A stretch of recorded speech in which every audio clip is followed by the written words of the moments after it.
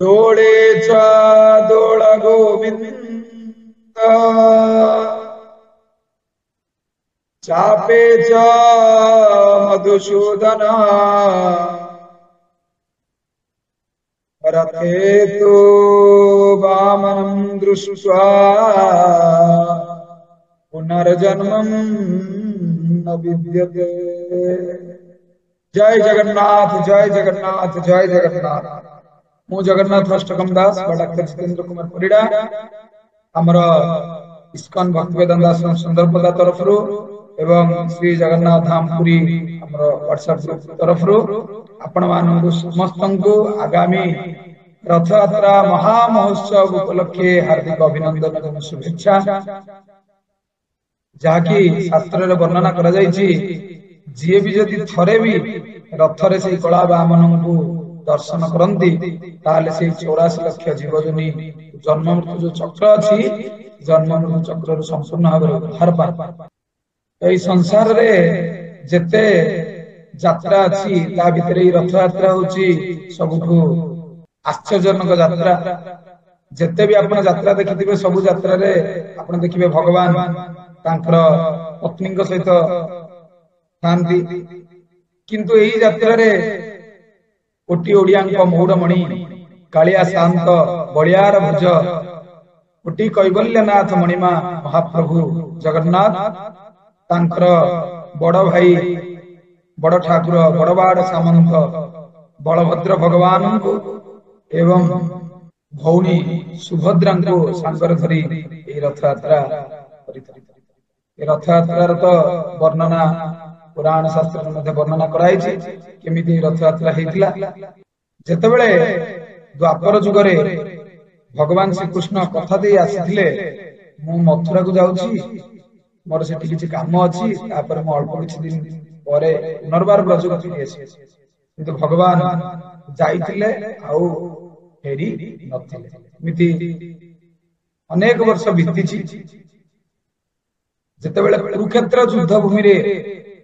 जेतेबेले भगवान को 90 रु अधिक वर्ष होइतिला जेतेबेले भगवान कुरुक्षेत्र युद्ध भूमि को आसीथिले अर्जुन को रथर सारथी होई सेठी गोपी माने खबर पाइथिले तांकर प्राणप्रिय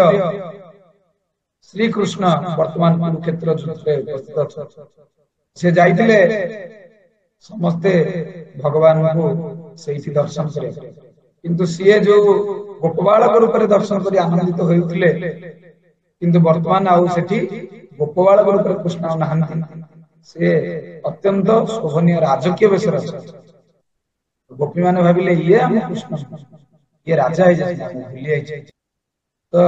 सही परंपरा क्रमे गोपी माने पुनर्बार भगवान श्री कृष्ण को श्री कुरुक्षेत्र गोपपुर को वृंदावन को जो आनी तो ताकू ही रथ यात्रा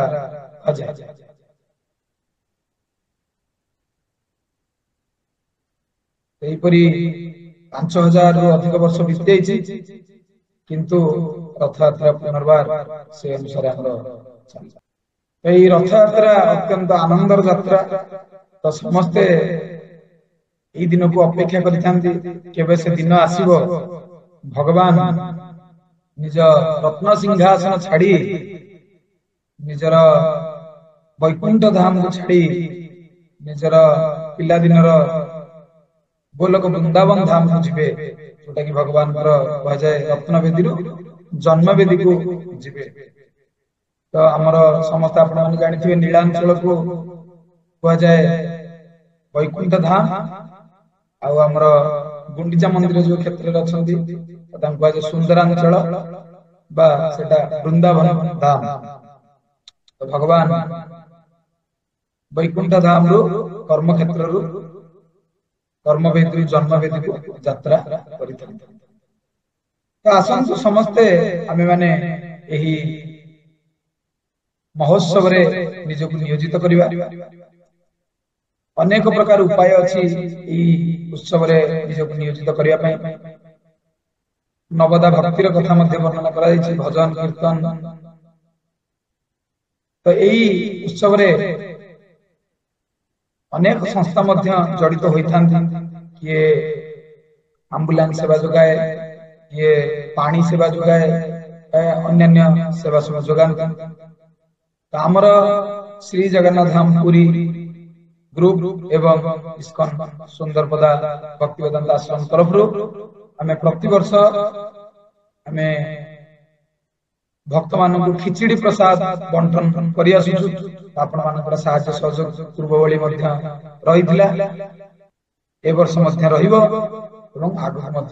चालू आसंता आषाढ़ शुक्ल द्वितीय तिथि जहाँकि जून 27 तारिख रे हमर परम पवित्र रथ यात्रा उत्सव पड़ुछि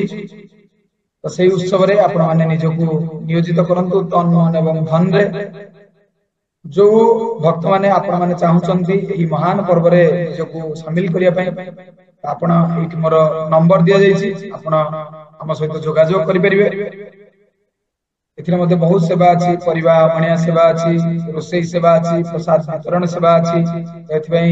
बहुत वॉलंटियर भक्तंकर स्वेच्छासेवी भक्तंकर आवश्यकता रही जो माने आपण एई महान पर्व रे निजको शामिल करिया चाहुचंती तो काल विलंब न करी हम सहित जोगाजोग करंतु भागवत रे कहैछि धन अर्जने धर्म करी धर्मे प्राप्त नर हरि जो कष्ट उपार्जित धन को आम भगवान भक्त मान सेवा नियोजित आमर ये कष्ट उपार्जित धन को आम भगवान सेवा नियोजित करवा उचित भगवान बहुत खुशी होते भगवान प्रसाद समस्त भक्त मान दि जाए कारण आप समस्त जानी आम रथ यात्रा 15 ରୁ 20 लक्ष ऊर्ध्व भक्त मान समागम हुए ता भितर अल्प केते जण संस्था मात्र ई प्रसाद वितरण सेवा रे शामिल होंदी तणकरी आप माने जो माने भी चाहुचंती ए महान पर्व रे ए प्रसाद वितरण उत्सव रे कारण महाप्रभु जगन्नाथ होचंदी अन्न ब्रह्म भगवान बहुत खुशी होंदी जे महाप्रभुंकर प्रसाद के सेवन करी श्रीक्षेत्र पुरी रु निज स्वगृह को जान आमे आसंतो महाप्रभुंकर इच्छा रे निजको शामिल करिवा ए प्रसाद वितरण सेवा निजको नियोजित करिवा जार संभव जेतिकी आपण माने सेतिकी आपण दान करि परिबे एठी आपनकर अकाउंट नंबर दिया जायछि तो मंदिर रा अकाउंट नंबर अछि स्कैनर मध्ये अछि आपण जहा चाहिबे टंकाटी हो बा लाख टंका किंतु आपण मानको अनुरोध करिवे आपण निज स्व इच्छा रे निश्चय भाव रे ए महान पर्व रे दान करंतु कारण कहै शास्त्र रे हस्तस्य भूषणम दानम हातर भूषण होची दान जेमिति लज्जा नारीणां भूषणम नारी मानकर भूषण होची लज्जा सेमिति हातर भूषण होची दान तो निश्चय सिद्धं कहे मुक्त हस्तरे प्रफुल्ल चित्तरे भक्ति रे एवं प्रेम रे ए महान उत्सव रे आपण मान दान करंतु पुनर्बार मैं अनुरोध करी जो माने आपण माने चाहुचंती स्व इच्छा रे महापर्व रे योगदान करिया पई तन मन एवं धन रे निज शरीर को आपण माने विनियोग करंतु मन को भगवान को चिंतन रे एवं निजर कष्ट उपार्जित धन को प्रसाद सेवा रे लगांतु आ मनुष्य जीवन को सार्थक करंतु जय जगन्नाथ जय जगन्नाथ जय जगन्नाथ आसंतु देखिबा विगत वर्ष रे केमिति आमे प्रसाद वितरण करथिलु तार छोटा झलक आसन देखिबा कितना छोटा छोटा बच्चे हैं वो लाइन में आ रहे हैं मगर बड़ा बड़ा लोग उनके सामने से आके छीन के ले जाते हैं। देखो छोटा छोटा बच्चा लाइन में आके प्रसाद लेते हैं। हरे कृष्णा यही ठारे मागेणा खिचड़ी प्रसाद बंटन कर